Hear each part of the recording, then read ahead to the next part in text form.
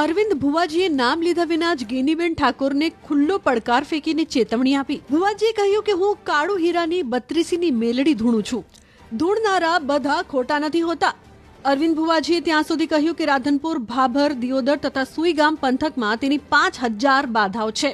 સાથે જ પડકાર ફેંક્યો કે તમારા ડોક્ટર અને નેતાઓને લાવીને 5 મિનિટ માટે કોઈ દુઃખ દૂર કરી આપો. વાત જાણે એમ છે કે થોડા દિવસ પહેલા થરાદમાં ઠાકોર સમાજના નવા બંધારણની જાહેરાત અને સ્નેહ મિલન કાર્યક્રમમાં ગેનીબેન ઠાકોરે ભુવાઓને લઈને નિવેદન આપ્યું હતું. ગેનીબેન ઠાકોરે સમાજને અપીલ કરી હતી કે ખોટા ભુવાઓની ચુંગાલમાં ફસાઈને પરિવાર બરબાદ ન કરશો. આ જ વાતથી ભુવાજીને લાગી આવ્યું અને ચીમકી આપી કે હવે પછી આવી વાત કરશો તો નામ જોગ બોલીશ. પછી આ ભુવાનું ને એનું જો ને એ કંટ્રોલ મારું છે, પણ મહેરબાની કરીને કોઈ ભુવામાં ફસાતા નહીં.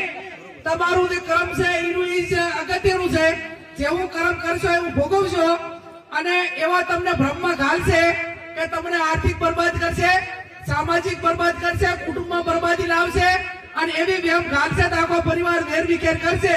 એટલે મહેરબાની કરીને કોઈ પણ પ્રકારનું દખ હોય તો ડોક્ટરને બતાવવું, હગાવાલાને બતાવવું, એને વાત કરવાની. કોઈ પણ અકામણ હોય તો વાત કરવાની. 5 જણા મિત્રોને કહેવાનું, પણ ચાહે અંધશ્રદ્ધામાં આવવાનું ને. અને ભોપા જો આખા તેનું બધું મટાડી દેતા હોય તો હું કેશોદી આ સાહેબ બે તમે કોઈ ભોપાની બાધા રાખો અને અમે તમારે અહીંયા કોઈ પણ કામ ના કરા અને ચૂંટણીમાં ફોર્મ ભરા દીધા તો ભોપો હાશે તો અમે ભોપા લઈને બેહી રહ્યા ને ભાઈ. તો સવારે 5 વાગે ઉઠીને રાતે વગાતા સુધી એમ માથામાં શેર ઝૂંડ લઈને ફરવાનું કોઈ કારણ ખરું? તો બધા ભોપો દીતાડી દે. એટલે ચાહે ભોપાની વાતરી જે ભોપા હોય માફ કરે નકર પેલા આપણે ના નડે ભાગ બરાબર. એટલે આ માત્ર ભ્રમો છે, માત્ર કમાણી અને સાધન છે, ટોકા રસ્તા છે. લોકોની માનસિકતા એની સમજણ કેટલી છે, એની મગજની કેપેસિટી કેટલી છે એ નક્કી કરીને ભ્રમમાં ગાલતા હોય છે.